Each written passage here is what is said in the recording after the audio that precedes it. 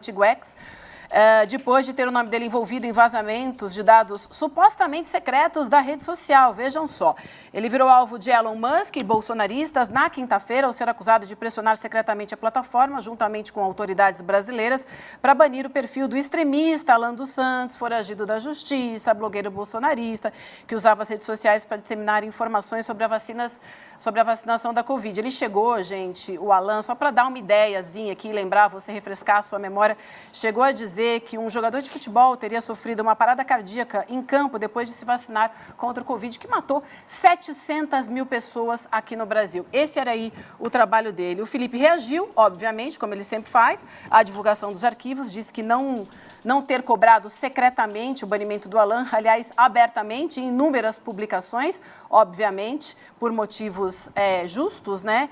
E, na verdade, Felipe, você teve o seu nome citado mais de 90 mil vezes na quinta-feira por conta disso, né? O Twitter gosta de te atacar e os bolsonaristas gostam de falar seu nome, não? Olha, é uma coisa um pouco freudiana, talvez, eu não sei o que explica, o que é essa relação que eles têm comigo, por que eles me dão essa importância tão grande. Não estou aqui também para pagar de falso humilde ou falsa modéstia, é lógico que eu sei que eu tenho um grande alcance, mas a obsessão deles com a minha figura e com a minha imagem é uma coisa um pouco assustadora, né? Porque se você for parar para analisar, eles lançaram 2 Twitter Files Brasil, 2. Em um, o alvo é o ministro Alexandre de Moraes. No outro, o alvo sou eu? Para mim é uma coisa meio incompreensível que esse seja o ranking de importância que eles tragam para algo que eles dizem ser tão importante. Então, eu acho que o meu caso, especificamente, tudo que eles alegaram, serve para demonstrar o quão ridículo é o Twitter Files Brasil como um todo, né? Que nada mais é do que o Elon Musk utilizando jornalistas laranja para agirem por ele e falarem por ele, para ele apenas endossar o que esses jornalistas, ou pseudo-jornalistas, alegam, falam, mostram. Só que eles não têm nada para mostrar. Então é um apanhado de ou mentiras ou extrapolações da verdade para criar uma narrativa confusa que deixa esse séquito de seguidores do Elon Musk e do Bolsonaro completamente excitados, achando que podem sair por aí postando tic-tac, sua hora está chegando, a casa vai cair, quando não tem absolutamente nada para eles alegarem isso. Então é assustador que tanta gente compre uma narrativa tão fajuta e vagabunda, feita por pessoas que não têm nem competência e nem capacidade de agir na legalidade. Isso que me assusta. Elô, vamos passar a bola para vocês. Só lembrando aqui, gente, que o próprio Schellenberg, que foi o jornalista que espalhou esses arquivos, né? A gente já mostrou aqui, foi ontem na audiência do Senado e negou que tenha provas contra Alexandre de Moraes. Só para lembrar aqui mais um pouquinho. Vamos lá, Elô. Pois é, incrível, né? Ele fez esse estardalhaço todo para depois botar uma linhazinha dizendo, peraí, mas eu não tenho provas. Que a gente já conhece esse esquema, né? Dallagnol estava aí cheio de convicção e prova nenhuma. Mas, Felipe, eu queria te perguntar o seguinte, você esteve muito recentemente num seminário do Ministério da Saúde por causa justamente da discussão do memorial da Covid. E você alertou naquele momento, tem um mês esse seminário, exatamente, 1 mês e 1 dia. Você alertou naquele momento a necessidade urgente de regulamentação das mídias, né? Então, eu queria saber, assim, mais do que nunca ficou provado com esse evento todo que é necessário regulamentar as mídias e a maneira como as autoridades reagiram às mentiras do Elon Musk foi correta? A gente não tinha aquela lição número 1 de que a gente não engaja, a gente não responde, a gente não dá audiência para eles? Perfeito. Existe uma frase famosa em inglês que é don't feed the trolls, né? Que é não alimente os trolls. O Elon Musk, ele age constantemente como um troll. O que é o troll? É o cara que publica as coisas pelo caos, ele fala as coisas para provocar o caos, ele quer a bagunça. O objetivo principal do Elon Musk, diferente do que muita gente tem dito, que seria em função do lítio, em função da entrada da empresa chinesa no Brasil, que compete com a Tesla. Desculpa, gente, eu acho que nada disso tem a ver com o que a gente está tratando aqui. Eu acredito que o que o Elon Musk quer, acima de tudo, é causar desestabilidade em função de uma narrativa de uma consolidação da Elon Musk é feio, né, velho? Você tá doido, bicho. Que cacete. My eyes, mano. My eyes. Meu olho. extrema-direita global. Ponto. O Brasil é um país-chave para estratégias mundiais em relação à regulamentação digital. A regulamentação do ambiente da internet, ela Lá já vem o foi Lopes. perdida.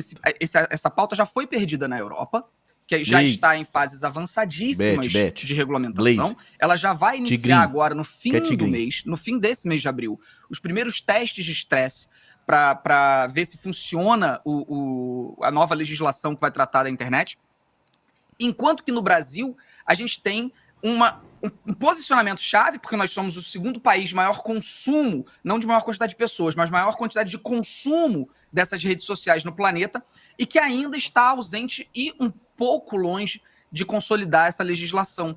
Então o Elon Musk age aqui de maneira estratégica para causar o caos, para desestabilizar, Será, para Ira? jogar as pessoas contra o STF, para jogar as pessoas contra o parlamento, para fazer com que as pessoas falem que tudo é censura e que não tem que ter regulamentação nenhuma. Esse é o objetivo do Elon Musk. Não tem nada a ver com carro.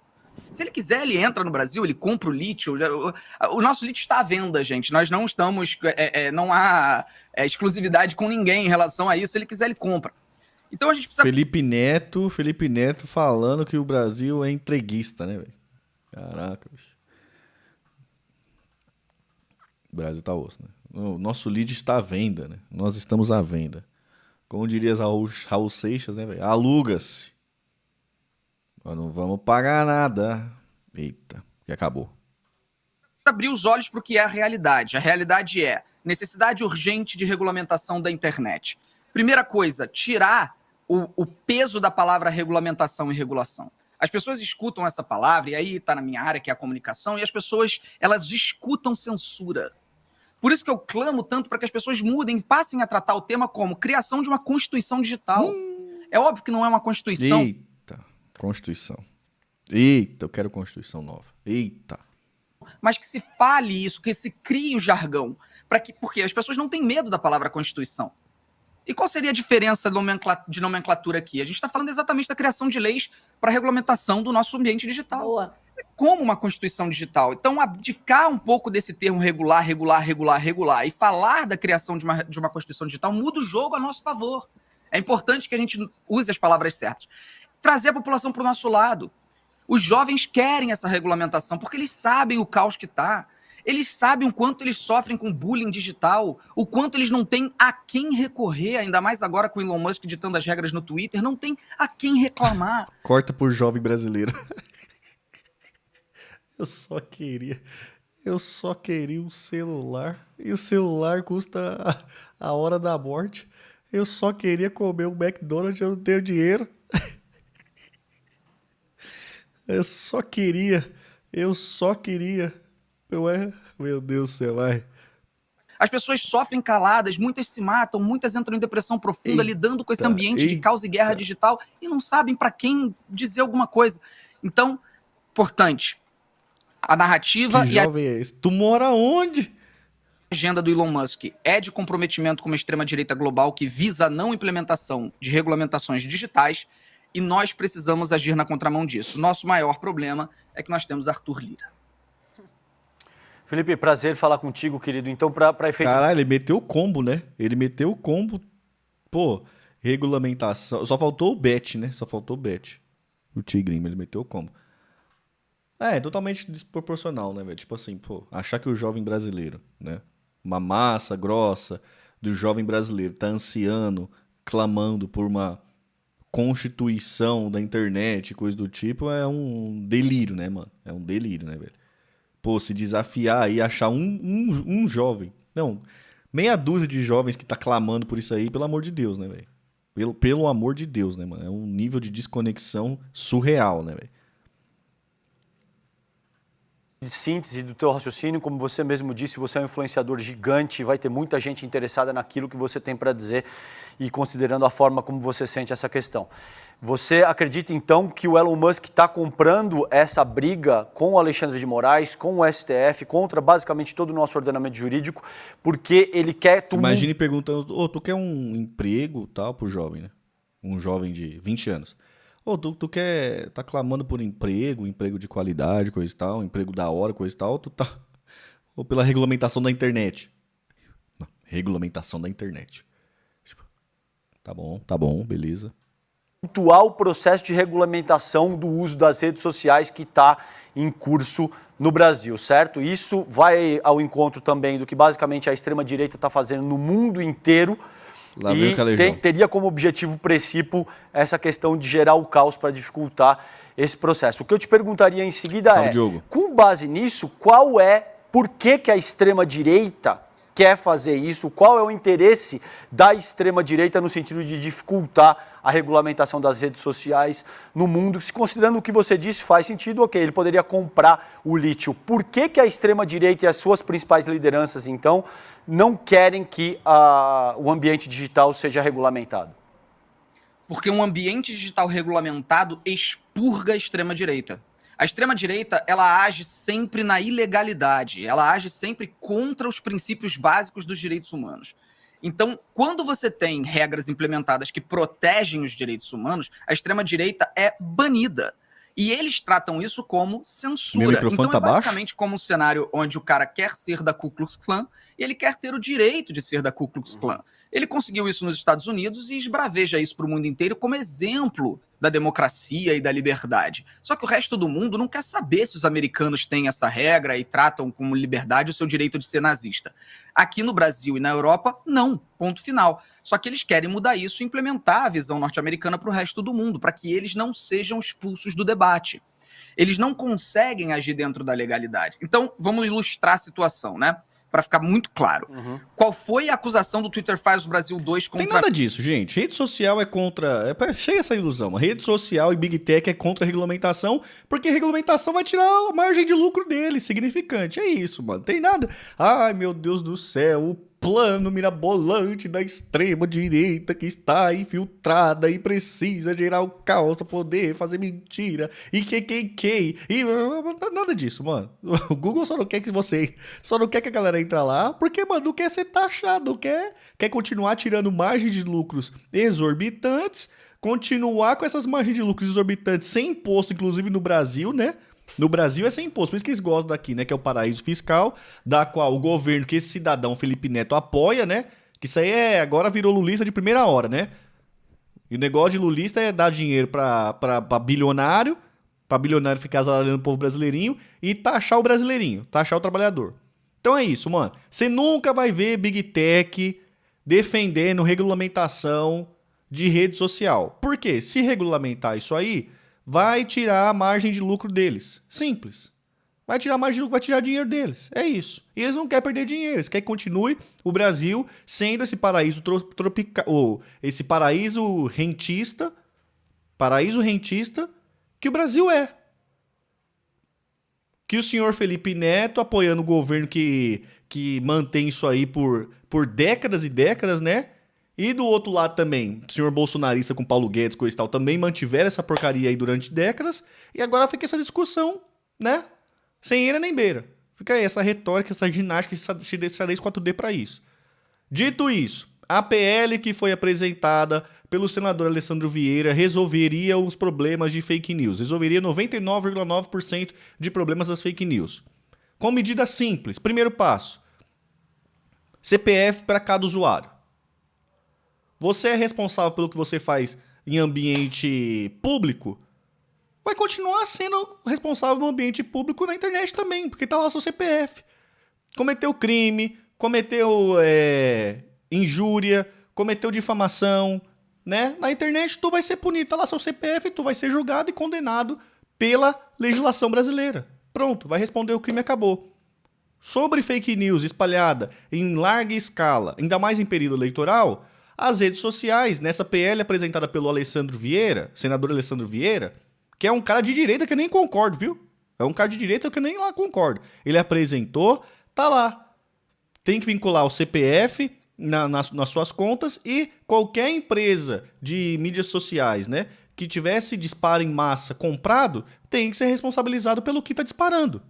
Simples. Se você comprou um disparo em massa, uma empresa pagou pro WhatsApp fazer o disparo em massa de uma notícia, alguma coisa lá no WhatsApp de todo mundo, aquela empresa é responsável pelo conteúdo. Se tem mentira, se tem crime, alguma coisa lá dentro, a empresa também é responsável. O WhatsApp é responsável.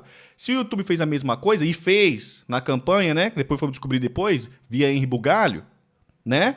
Também será responsável. Essa PL previa só isso. 99,9% dos problemas de fake news estariam resolvidos. Aí o senhor Orlando Silva pegou essa PL que o senador Vieira tinha feito, né?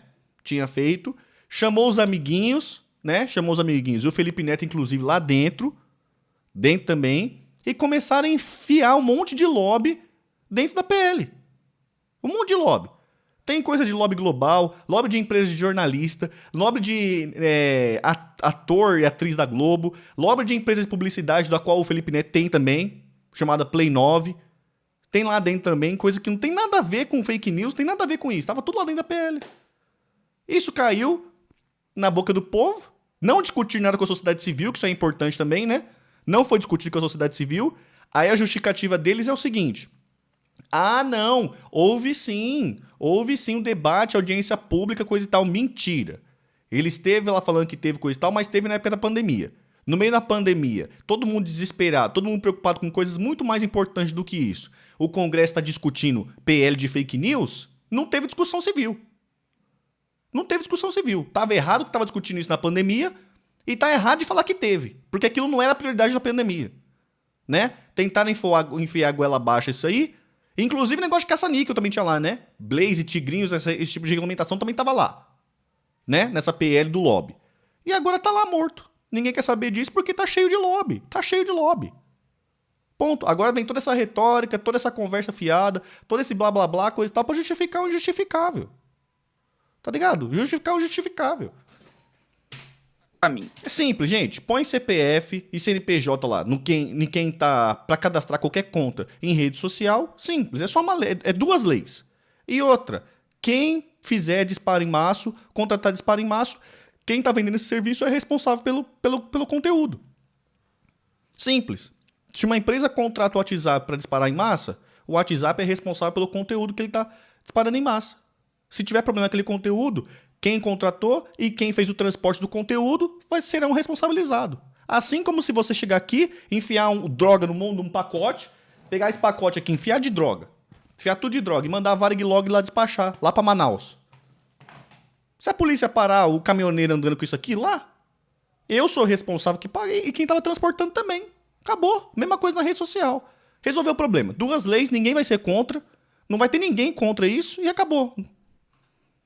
Foi que eu teria usado, de certa forma, de maneira escondida, de maneira secreta, contatos e influências que eu tinha dentro do Twitter Brasil para banir o Alan dos Santos.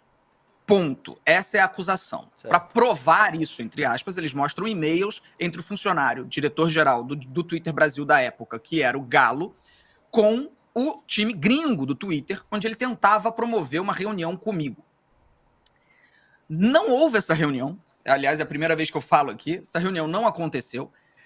E o Twitter não fez absolutamente nada do que eu pedi. Então, assim, a minha influência, entre aspas, era a influência que todos os influenciadores têm.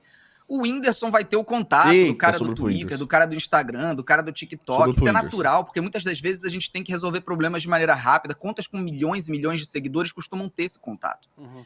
Na época, o que aconteceu? O Alan dos Santos, eu acho que assim, é até meio patético a gente ter que reviver esse cara. Ele é uma das figuras mais nefastas, mais criminosas que existem na extrema-direita. Ele é um sujeito canalha e que deveria estar preso. Ele está foragido da justiça nesse exato momento. Ele fugiu da justiça e está lá nos Estados Unidos pedindo asilo e sendo acobertado nos Estados Unidos porque os Estados Unidos não reconhecem os crimes que ele cometeu como crimes reais, né? Porque nos Estados Unidos não são crimes. Ele deveria estar preso. Ele está lá. E na época que isso tudo aconteceu e que eu pedi o banimento dele, eu não pedi pro Galo. Eu pedi abertamente na internet. Eu pedi em todas as minhas redes sociais. Até o momento em que ficou tão estressante que eu cheguei pro Galo e falei: vocês não vão fazer nada? Vocês vão continuar com essa política bundona, com essa covardia de vocês, de não banirem essas contas criminosas? E a resposta do Galo para mim na época foi: eu vou ver o que pode ser feito, vou analisar, não sei o quê, e depois ele volta para mim. Eu tenho esse print guardado para quando for necessário. Ele volta para mim depois e fala assim: Felipe, nós concluímos que não houve nenhum tipo ele não infringiu nenhuma das normas da plataforma. Quem é Depois Galo? de dizer Sei que lá. o cara teve parada cardíaca por causa da vacina da Covid. Não feriu as regras da plataforma. A minha resposta pro Galo foi uma gargalhada imensa. E logo em seguida eu falei: nós não temos mais o que conversar. Vocês apoiam esse regime, fascistas são. E não falei nunca mais com o Galo. Uhum. O que o Twitter Files Brasil 2 fez por mim? Mostrou que, na verdade, ele lutou pelo banimento do Alan dos Santos. Eu não sabia. E me fez mandar uma mensagem pra ele ontem, falando: Galo, acabei de ver que você, na verdade, lutou. Obrigado e tal. Ele: podemos voltar a ser amigos? O Twitter Files Brasil 2 resgatou uma relação. Então, assim, a acusação toda é uma bobajada, né? Eu não usei de articulação nenhuma, eu não usei de meios escusos nenhum, e tudo para proteger a tal da liberdade de expressão. O que é a liberdade de expressão para eles? O direito do Alan dos Santos de vir a público falar para ninguém tomar vacina. Renunciou, sim. O direito de falar que o Eriksen, Ele jogador da Dinamarca, caiu com uma parada cardíaca em campo porque tinha se vacinado de Covid, quando na verdade nem vacina ele tinha tomado. O direito que ele próprio, Alan dos Santos, isso é muito importante, gente, que vocês saibam. O Alan dos Santos, enquanto diz que defende a liberdade de expressão, ele prega o que Olavo de Carvalho ensinou, que era: exponham os endereços de todo defensor de comunista na internet e linchem essas pessoas. Esse é o discurso do Alan dos Santos. Eita. Onde está a liberdade de expressão que ele defende? Essa gente é sórdida. Os comunistas também do nada, os caras são introduzidos na conversa, né, velho? Puta, é foda. Tá foda. É foda. É gente ruim. É gente de alma ruim. Então, lutar pela regulamentação é lutar para que essas falas tenham consequência jurídica. E a gente não pode abrir mão disso. Não é censura. É consequência jurídica para os crimes que eles cometem. Perfeito. Oi, Felipe, bom dia, prazer falar com você.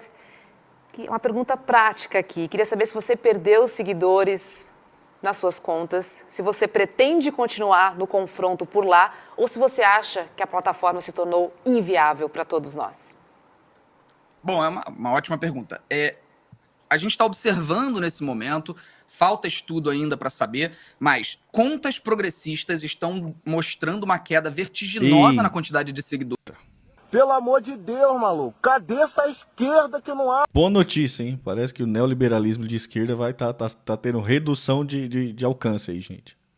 Tá aí, boa notícia do dia. F. No Twitter nesse momento. F. Eu não vou chamar de X, desculpa.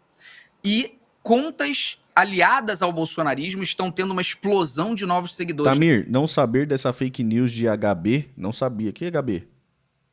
Que fake news de HB? Nesse momento. Eu acho muito precoce para a gente já dar diagnóstico para isso, tá? Porque existem vários fatores que podem estar podem estar influenciando nesse resultado. A minha conta especificamente, o que eu estou notando é que ela não está nem ganhando nem perdendo, o que provavelmente indica que eu estou perdendo muito seguidor, mas eu estou ganhando muito seguidor também. Sair do Twitter é uma questão muito complicada. Nesse momento eu não vejo sentido. Por quê? O Twitter já virou uma arma da extrema-direita há algum tempo, né? E o nosso abandono da plataforma entrega de maneira ainda mais de mão beijada para que somente a narrativa dele se prolifere. Então eu acredito que ter esse posicionamento de resistência por lá ainda seja, sim, necessário. Eu não pretendo sair agora, vamos ver o desenrolar dos próximos acontecimentos, mas eu preciso dizer que é muito bizarro acordar um dia e ver um multibilionário me atacando e influenciando os seus seguidores para me atacarem dentro da plataforma, chegando, como você falou, a mais de 90 mil publicações em poucas horas, a maioria dessas publicações com um ódio contra mim, completamente descabido e sem nenhum fundamento. É assustador. Eu vou passar a bola agora, Felipe, para a Elô fazer a próxima pergunta, mas antes, só avisar aqui a todos e a nossa audiência que nós estamos na liderança neste momento, com mais de 27 mil pessoas acompanhando aqui o nosso programa, deixando a Jovem Pan News em segundo lugar, com 22 mil espectadores. Só para, já que a gente está falando aqui tanto de democracia e de defesa, né, da verdade, então estamos bem à frente deles hoje, minha gente. Vamos lá, Elô, para você agora. Felipe, eu queria te perguntar o seguinte. Ontem, no Congresso, esse pseudo-jornalista, o Schellenberger, defendeu abertamente, com a maior tranquilidade, com a maior simpatia, o direito de se divulgar ideias neonazistas, a filosofia, a política neonazista. Eu achei que isso tinha sido enterrado no fim da Segunda Guerra Mundial e o mundo tinha chegado à conclusão que isso não podia ser mais divulgado, promovido, incentivado. Mas ele defendeu isso dentro do Congresso Nacional. Eu queria saber de você o seguinte: existe alguma estratégia que a gente possa divulgar, incentivar, orientar as pessoas a adotar algum tipo de estratégia enquanto a gente não tem uma constituição para lidar com as redes sociais? Eu acho que, assim, primeiro de tudo é a gente expor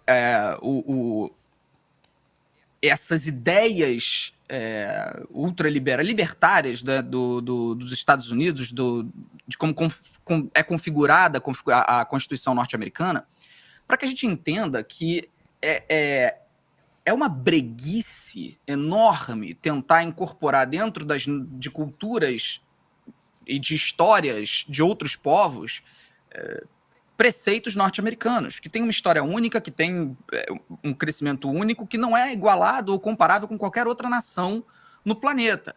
Os Estados Unidos cresceram principalmente explorando outras regiões e outros povos, tirando deles tudo que podiam, incorporando a sua economia, e sempre viveu de fazer guerra em outros países, e não no seu próprio território. Tirando a Guerra Civil Norte-Americana, você tem ali o estabelecimento de guerras em outros territórios, de invasão ou de apoio, como os Estados Unidos sempre operaram. Então, os Estados Unidos eles sempre se blindaram do que poderia acontecer dentro do seu próprio território. Os Estados Unidos não tiveram um processo como nós tivemos em 64, que foi apoiado por quem? Pelos Estados Unidos. Então, os Estados Unidos, por nunca terem passado por ameaças reais, tirando a invasão do Capitólio, eles nunca chegaram a ter um governo, uma ditadura implementada, ou sequer o risco iminente e agressivo de uma ditadura implementada nos Estados Unidos. Eles não se blindaram contra isso dentro da própria legislação, enquanto que nós não, enquanto que a Europa não. A Europa viveu o terror do nazismo. O Brasil viveu o terror da ditadura. Quando você vive o terror, você legisla para impedir que ele volte. Então, os Estados Unidos surfam uma onda de que todo mundo deveria ser completamente libertário em relação à liberdade de expressão, enquanto ignora o passado e as tragédias que aconteceram nesses povos. Então, explorar isso, expor para as pessoas isso, é fundamental para que não se fique com esse ideal de os Estados Unidos sabem como se fazer. Olha como eles usam a liberdade de expressão para, na verdade, expor os nazistas ao ridículo. Como eles subvertem a liberdade de expressão para usar os americanos como exemplo. Enquanto nós não temos uma legislação, e infelizmente agora a gente vai... Eu não sei o que vai acontecer. Michael falou a verdade. Esse é não o assunto da vez. Enquanto eles ficam nessa palhaçada de Twitter, o pai dos banqueiros passa a boiada. Palavras duras, hein, Michael? Palavras duras. Mas é verdadeiro. O Anderson falou, minha teoria, se acabar o Twitter, metade dos problemas do Brasil se encerram ali. Isso acontece comigo diariamente, quando eu fecho o Twitter. Acaba o problema. O que a gente pode é continuar cobrando, continuar exigindo e continuar lutando. Não há um outro caminho nesse momento, porque a gente não tem como passar a legislação na base da pressa. A gente depende da Câmara. O STF, nesse momento, em função da morosidade do Arthur Lira, da incompetência do Arthur Lira, né, que é uma das piores figuras da democracia brasileira desde que ela voltou, o STF resgatou o caso em que eles vão julgar o parágrafo do Marco Civil da internet, que determina se as redes sociais são responsáveis pelo conteúdo publicado ou não. Isso é muito grave, porque, infelizmente, o que tende a acontecer é que o STF determine que as plataformas têm sim responsabilidade sobre tudo que é publicado. Esse não era o cenário que a gente queria. Não era por isso que a gente lutou.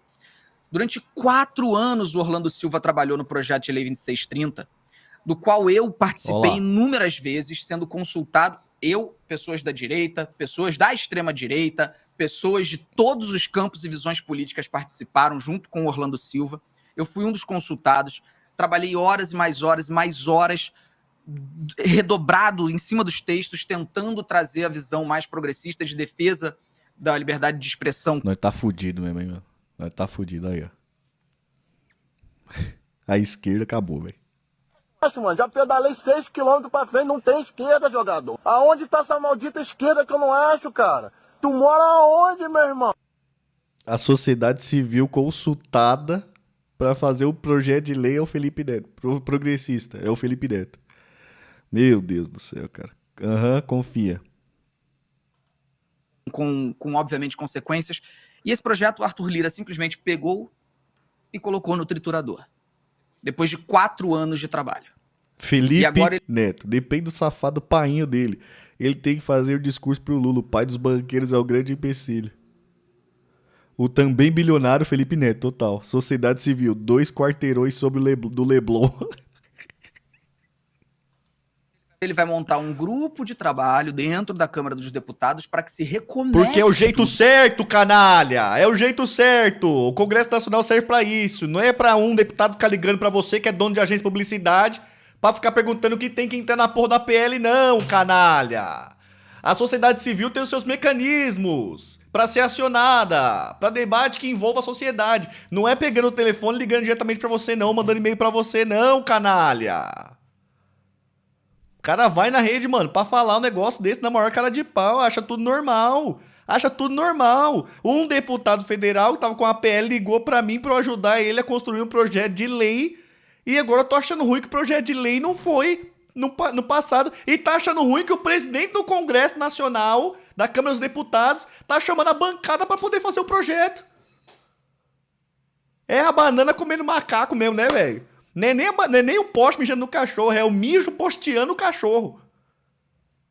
O cara é muito canalha, mano. O cara é muito canalha, velho. Na moral, mano. Na moral, velho. Cacete! Não é possível! Como é que pode um negócio desse, velho? O cara fala na maior naturalidade. E os jornalistas, os bandos de banana. Aquilo ali é tudo banana. Cadê as bananas? As bananas tá tudo ali, ninguém questiona. Fala, mas, amigão. Que conversa é essa aí, amigão? Que papo é esse? Sim, eu confesso pra vocês, foi muito duro receber essa notícia depois de tantas horas de trabalho. Vai lá, muito que duro. loucão. Porque a gente tem, o STF deve Você legislar. quer discutir sobre o campo progressista, Felipe Neto? Você chama o negócio, se candidata, deputado federal, vai lá, seja eleito, aí tu vai lá, representar o campo progressista sobre as ideias de uma PL. Tá ligado? É isso. Que loucura é essa, bicho? Parlamentar te ligando, te mandando e-mail pra redigir PL, você defende o campo progressista. Quem votou em você, Felipe Neto? Quantos votos você teve pra representar o campo progressista no projeto de lei? Fala pra mim. Você é representante pelo menos de algum sindicato? Algum sindicato? Qual sociedade civil você é o representante? Quem é a sociedade civil que votou em você? Quem é a sociedade civil que votou em você pra ser representante, pra você desenhar alguma lei? Fala pra mim. Qual é que foi? Que loucura, cara. Que loucura, mano. Que loucura, velho. A internet vai sofrer as consequências tá de brincadeira com a minha cara. Sim, de youtubers. decisão. Nem sindicato de youtubers esse canalha tem. Que os especialistas não concordam, que é taxar todas as plataformas como responsáveis por 100% do conteúdo. E aí, provavelmente, vai haver uma aceleração do processo dentro da Câmara. Para mim, é o pior cenário possível, mas foi o que aconteceu por conta do Elon Musk. Pode ir, César. Eu tenho mais uma pergunta, eu faço na sequência. Felipe, tem uma questão... Ninguém ia perguntar pra ele, mas Felipe Neto. Quem é representante do povo é congressista, não é você, não.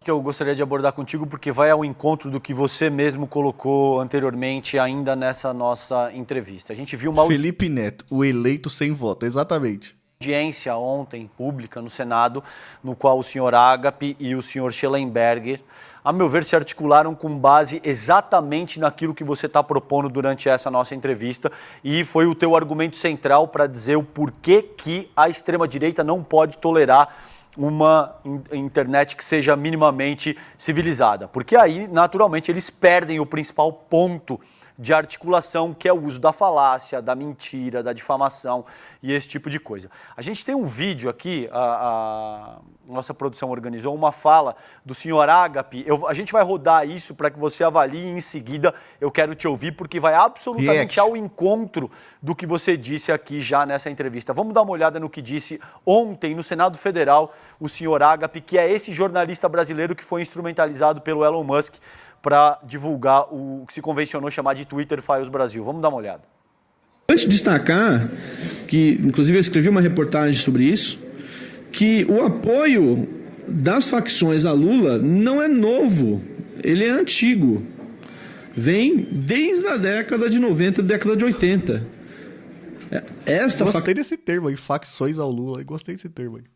Facção, inclusive, chegou a colocar uma bomba. Ah, não, facções desculpa. Achei que era tipo, os pelegos era facção, desculpa, achei outra coisa. Bomba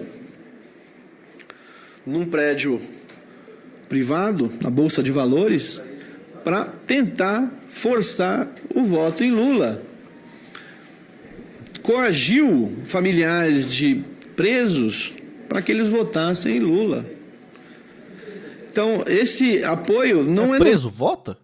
Novidade para quem acompanha preso vota? A história. Sabe que preso votava não, hein? Tá aí, Felipe. Então ele usa o Senado Federal para mentir descaradamente. Nesse caso, ele não está nem mentindo na internet, ele está difamando, ele está caluniando, não no ambiente digital. E isso vai muito ao encontro daquilo que você propôs do porquê que a extrema-direita não quer a regulamentação das redes sociais, não? Exatamente. Quando você tem se ele tivesse, por exemplo, falado isso em um vídeo no YouTube, numa internet com regulamentação, ele teria que responder pelo que ele fez. Ele teria que responder pelas acusações. Mas ele tá ali no Congresso, aí. Por que ele não responde? Entendi, não. É óbvio que hoje nós temos algumas leis que já seriam impostas e poderiam ser utilizadas, né? Do próprio presidente Lula poderia acioná-lo juridicamente pelos crimes que você acabou de citar. Mas falta um embasamento de uma Constituição digital, como eu gosto de chamar, para que esses crimes sejam muito melhor tipificados e que sejam muito melhor recebidos pelo sistema judiciário, né? Porque hoje, o que acontece? Eu preciso contar para vocês uma coisa que é das internas do meio jurídico. Eita, agora... Lá veio o jurista Felipe Neto. Vai, jurista Felipe Neto. Talvez meus advogados até já comecem a pipocar mensagens aqui falando cala a boca, pelo amor de Deus, que existe uma questão fundamental, que é a seguinte: quando a gente processa criminalmente alguém pelo cometimento de crimes contra a honra, como ele acabou de cometer contra o presidente Lula, existe uma certa resistência por parte do judiciário que recebe essas ações penais, principalmente por parte de juízes e juízas, que consideram isso tudo e não muito erradamente, eles consideram isso como superficial e perda de tempo. Então, os juízes e juízas muitas das vezes tentam empurrar acordos. Aceita aí, vamos acabar com isso logo. Quando, na verdade, são coisas muito sérias e muito graves. Só que o juiz e a juíza têm que julgar, num momento, uma chacina, e depois ele tem que julgar se, o Silas Malafaia chamou o Felipe Neto de bandido. Então, eu senti isso ao longo dos processos, uma certa resistência por parte tanto do Ministério Público quanto dos juízes e juízas, que sentem que estão ali fazendo um trabalho que, isso aqui nem devia estar aqui, devia estar na ação civil. Então, esse é o cenário terrível que a gente encontra. Ou seja, a nossa única forma de agir, que é na justiça, a gente encontra resistência. Porque não há a tipificação exata e o caminho exato para a gente resolver esses conflitos e esses problemas. Então, o que esse rapaz falou, o que esse cara falou, o princípio conciliatório deve ser seguido pelos juízes. Tentar fazer acordo é uma obrigação. Ele tá falando que não tem caminho para conciliar. Que loucura é essa, velho? Então, o que esse rapaz falou, o que esse cara falou, é vergonhoso, é patético, mostra o que ele é, né? A ação privada é uma exceção ao modelo jurídico penal idiota das redes. Sujeito patético. Caraca. que prova que nada mais é do que um jornalista laranja do Elon Musk.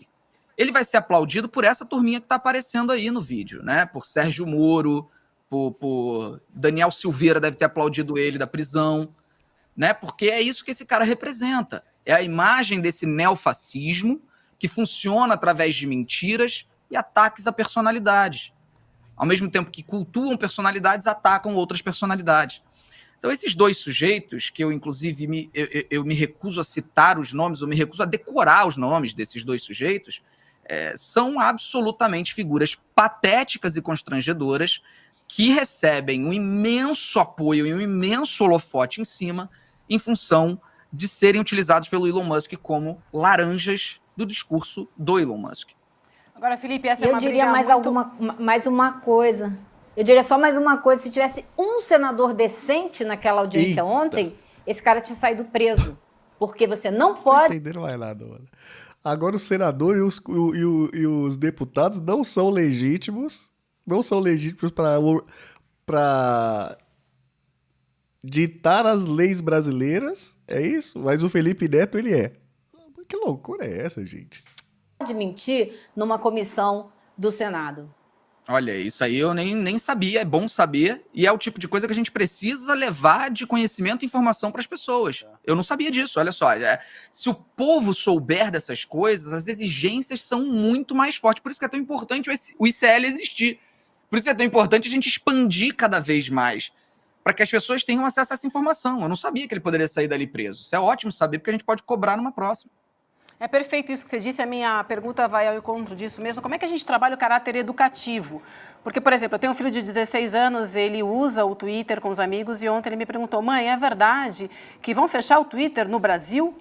E as pessoas são impactadas assim, elas não têm esse entendimento. Você começou a nossa entrevista hoje falando da gente mudar, né, a nomenclatura em relação à regulação. E a gente tem falado muito aqui do trabalho da mídia, do trabalho do governo, do trabalho de influenciadores como você. Mas como é que a gente traz a população para o nosso campo? Como é que a gente explica didaticamente o que está em jogo?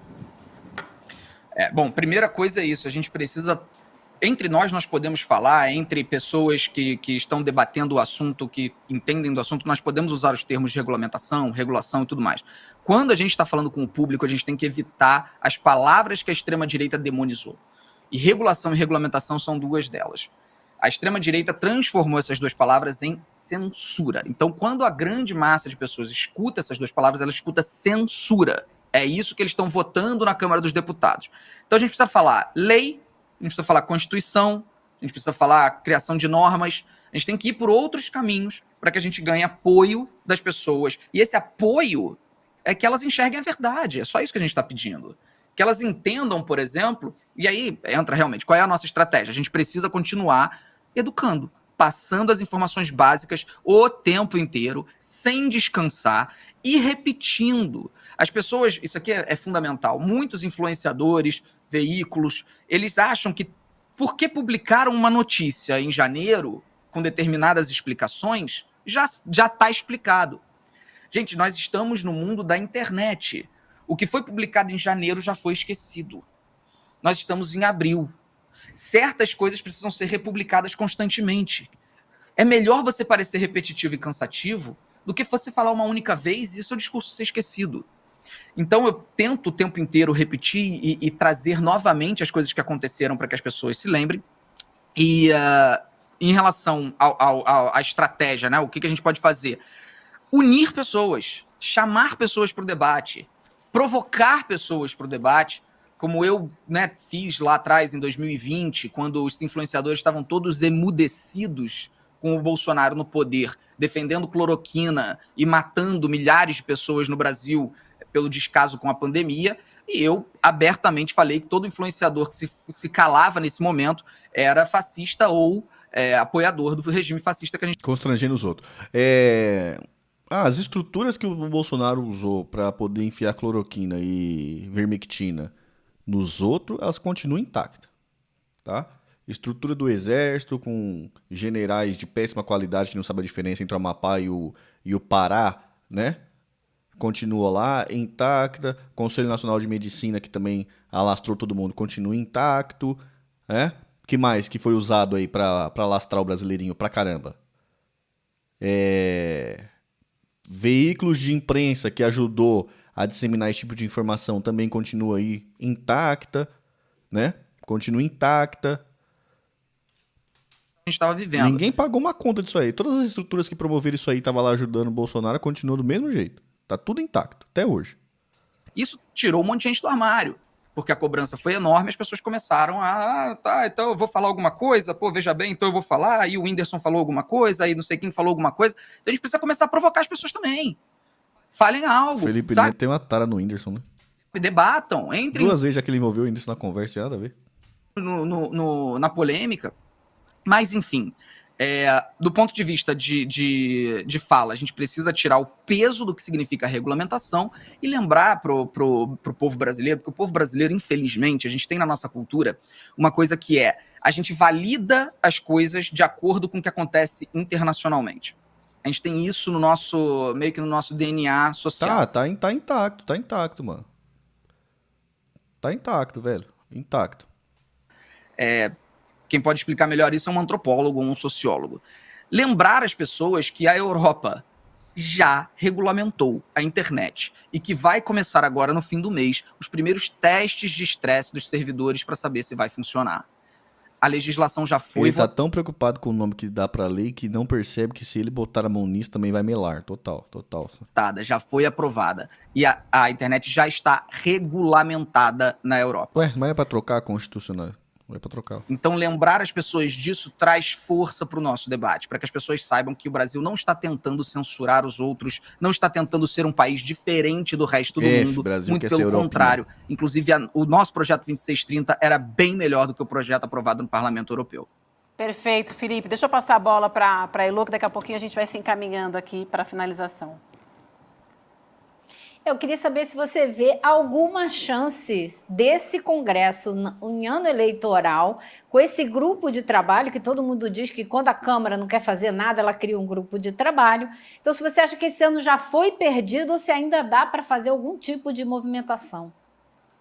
Eu acredito que enquanto a gente tiver o Arthur Lira ou os seus discípulos, né, controlando Apoiados pelo governo, né? Que a sucessão já vai ser apoiada de novo. casa, é muito improvável que a gente tenha qualquer avanço nesse sentido. E se tiver, nós teremos avanços terríveis. É a minha visão. Tirar o Orlando Silva, assim, gente, isso é muito sério, isso é muito grave. O Orlando Silva era o nosso último pilar de resistência na esperança de que o projeto fosse aprovado de maneira ética e equilibrada. Eu discuti várias vezes com o Orlando Silva, não venham aqui a pensar que o Orlando Silva é um cara que defende apenas as pautas de esquerda e que fez o projeto 2630 ser um projeto de esquerda. Olha o Brasil, gente. Acabou. Não existe mais. Não existe mais. Acabou o assunto. Essa é a minha opinião. Meu Deus. Não. Meu Deus. O Orlando Silva, ele é um cara extremamente admirado dentro da Câmara dos Deputados por conseguir trafegar Meu Deus. aqueles mares tempestuosos que é lidar com a extrema-direita, com a esquerda, com o centrão, com todo mundo. Meu Deus. E ele conseguiu montar um projeto que desagradava e agradava todo mundo. Então tinha coisas ali que eu era contra, tinha coisas ali que o movimento da cultura era contra, tinha coisas que o movimento dos direitos digitais eram Que contra. movimento da cultura? Que movimento da cultura, meu filho? Quem é o movimento da cultura? O movimento da cultura é o Gregório do Vivier? E meia dúzia do Leblon? Que movimento da cultura é esse aí, doidão? Movimento da cultura... E ele é um parlamentar, né? O Felipe Neto, ele é um parlamentar já, né?